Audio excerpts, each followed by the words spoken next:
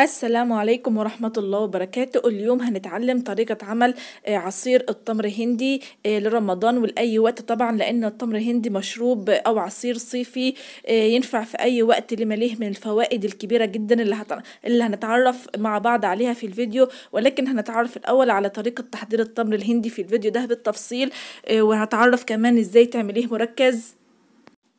في البداية أحب أعرفك أنا جهاد شوقي الحديدي، ودي قناتي. لو أول مرة تشوف القناة ياريت تعملي اشتراك وتفعلي زر الجرس علشان يوصلك كل فيديوهات مفيدة جدا عن الطبخ والمطبخ. والفيديو ده لو عجبك أو استفدت منه ولو بمعلومة صغيرة يرجى دعمنا بالضغط على زر أعجبني لكي يصل لعدد أكبر من المتابعين وكمان يستفيدوا من الفيديو والمعلومات الموجودة فيه. يلا نشوف طريقة تحضير عصير التمر هندي.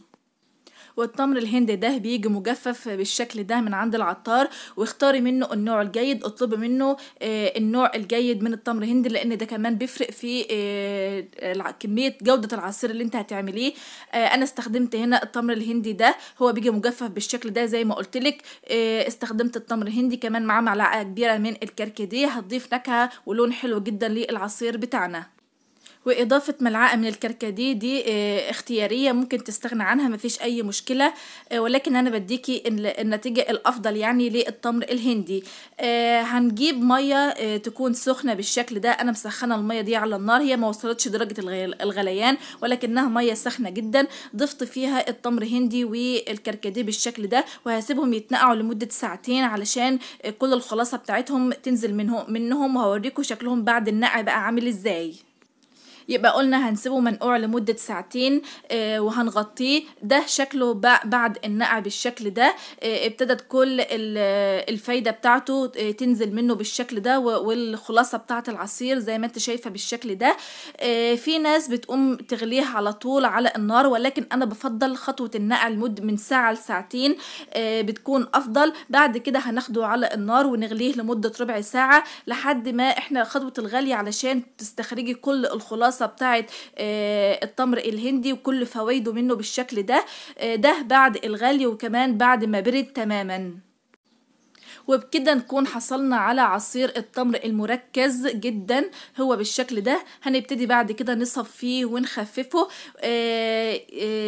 دي افضل طريقة لعمل التمر الهندي، هتعمليه في البيت بافضل طريقة وباحسن جودة، وكمان ضمنة نظافته وضمنة انت عاملة فيه ايه. بنصحك تعمليه على طول في البيت بعد الطريقة دي، وكمان هيكون طعمه ألذ جدا جدا بالشكل ده. بعد كده هنبتدي نصفيه من كل الشوائب اللي فيه، ويستحسن تكون المصفى المستخدمة تكون ناعمة جدا او ضيقة بالشكل ده علشان ما تنزلش منك اي شوائب في العصير.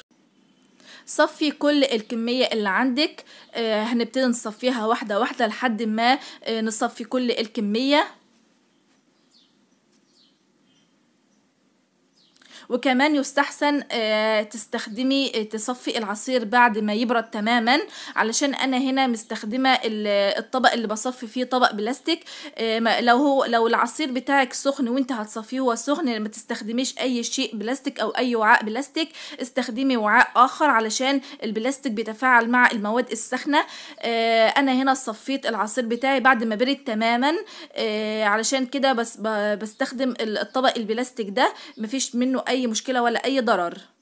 بعد ما صفيتي كل الكمية اللي عندك يبتدي اضغطي على الخلاصة بتاعة التمر الهندي ده، اضغطي عليه كويس جدا. بعد كده كمان انا استخدمت ايدي في ان انا اعصره علشان اخد كل فايدة التمر الهندي منه بالشكل ده. بعد خلاص ما استخدمته كله واخدت كل الفوائد بتاعه التمر الهندي. بعد كده اصبح عندنا ده خلاص مش هستخدمه بقى، هترميه. اصبح عندنا ده عصير التمر الهندي المركز. انت عاملاه كده باعلى جودة. بعد كده هنبتدي نخففه بالدرجة المطلوبة، وكمان هنبتدي نحليه. طبعا درجة التحلية أو السكر المستخدم على حسب رغبتك وعلى حسب درجة التحلية المطلوبة عندكم. هتبتدي تحليه. وكمان لو انت بتحبي العصير تكون مسكرة شوية، فأقولك ان العصير التمر الهندي ده بيستهلك كمية سكر كتير، لأنه أصلا في الأصل طعمه بيكون حامض أو مزز شوية. فأنا أنصحك ان انت تخلي مستوى السكر بتاعه متوسط، لا يكون مش مسكر أو يكون مسكر جدا. خلي درجة السكريات بتاعته هتكون متوسطة، ده افضل، هيحسسك بطعم التمر الهندي، وهتحس كمان ان هو طعمه كده احلى. وكمان لما يكون فيه نسبة مزازة، هو ده التمر الهندي المطلوب او عصير التمر الهندي اللي احنا عايزينه وعايزين نقدمه بالجودة دي. بعد كده هنبتدي نقدم العصير التمر بتاعنا. هنبتدي اصبه كده في الدورة المستعمل اللي انا هحط فيه العصير. طبعا ده العصير المركز. انا ضفت هنا نص الكمية كده، نص الدورة عصير من التمر الهندي المركز. بعد كده ضفت عليه بقية نصه مية مثلجة بالشكل ده علشان اخففه، لان هو كده مركز. وكمان هقولك على معلومة ان التمر الهندي المركز اللي احنا عاملينه ده ممكن تحتفظي بيه في اكياس في الفريزر. تاخدي مثلا كل كيس او كل كميه على حسب كميه العصير اللي انتوا هتعملوها، وتكون على قدكم. بعد كده انا خففته كده، وكمان زودت سكر عشان احليه بالشكل ده. ودي الدرجه المطلوبه من التمر الهندي. طبعا درجه التخفيف دي على حسب رغبتك، حباه مركز او متوسط او اكثر او اقل تركيزا. ده هيتحكم في كميه الميه اللي هتضيفيها في التمر الهندي مع التخفيف. وكمان انصحك تخليه متوسط، لا تخليه خفيف جدا ولا تقيل جدا. درجة التوسط بتكون جميلة جدا، بتخليك تحس بطعم التمر الهندي، وكمان بتاخدي فوائده الحلوة. بعد كده هنبتدي نصبه في الكؤوس او الاكواب اللي هنقدمها بالشكل ده. واتمنى ان انت تكوني استفدتي من الفيديو وخدتي الطريقة الصحيحة، وكان طعمه جميل جدا. طبعا ده كمان غير فوائده الكبيرة اللي انا هقولك عليها في الفيديو.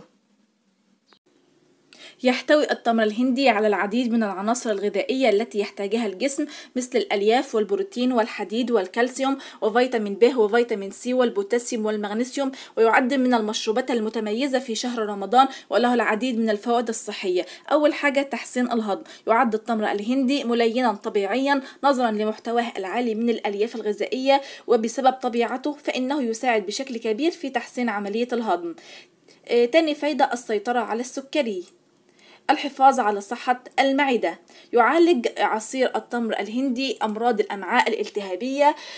كمان يعزز جهاز المناعة. يحتوي عصير التمر الهندي على مضادات الأكسدة المفيدة للصحة، كما أنه يحسن جهاز المناعة والمشاكل الأخرى المتعلقة به زي البرد والسعال والإنفلونزا وغيرها. الحفاظ على صحة القلب. كمان أنصحكم تحضروه وتقدموه باستمرار على سفرة رمضان، وكمان في أي وقت تاني، لأنه فوائده كبيرة جدا زي ما عرفناها مع بعض. في نهاية الفيديو ده أتمنى لو استفدتم منه بمعلومة صغيرة أو عجبكم، عبروا لي عن إعجابكم بالضغط على زر أعجبني علشان أعرف مدى إعجابكم بالفيديو ده. وكمان تدعموني في أن أنا أستمر في تقديم المزيد من الفيديوهات بالشكل ده.